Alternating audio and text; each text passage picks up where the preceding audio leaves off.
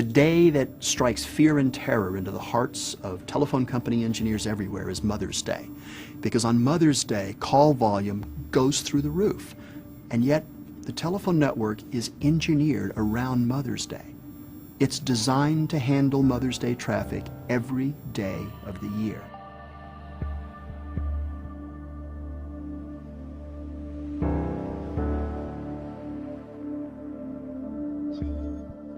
We were watching a recent video of an Oxford mathematics professor speaking to the financial people about the crisis in the financial system and what kind of models they could use to foresee and manage a crisis. And he used as an example of complex networks the telecom network.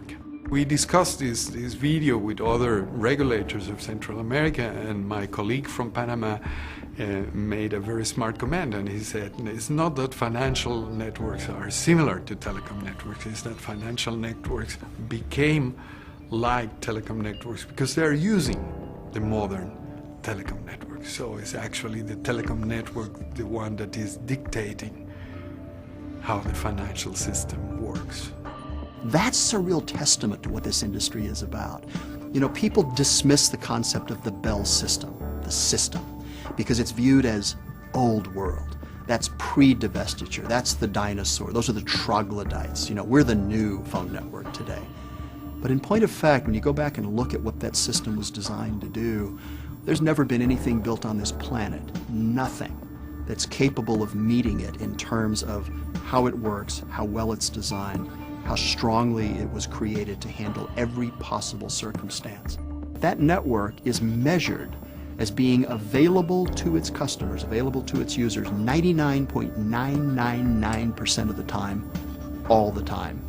If I remember the last time I calculated it, I believe we're talking about 14 minutes of downtime per year.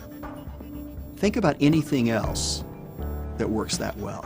Something as complex as the phone network. I mean, many people describe it as the largest machine ever built.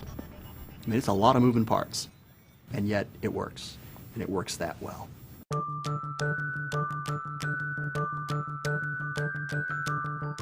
You know, in 1989, senior editor at The Economist magazine, Frances Cairncross, wrote an article, a seminal article in our industry, called The Death of Distance, in which she proclaimed that the arrival of the internet had finally put to rest all concerns about distance for communications purposes.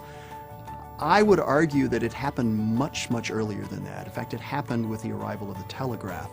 The telegraph itself was a network that allowed us, using Morse code, transmitted Morse code, to connect to remote locations, to connect businesses together. In some cases, there was even healthcare. In fact, it's fascinating to look at this model and realize that it wasn't as boring as it sounds. There were all kinds of interesting things going on. For example, people who would get on and using Morse code would actually chat about important events at the time, about common interests, about business-related issues. There was one group, which was a group of healthcare providers that actually shared information among themselves about how healthcare could be used and improved and so on based on what they had all known.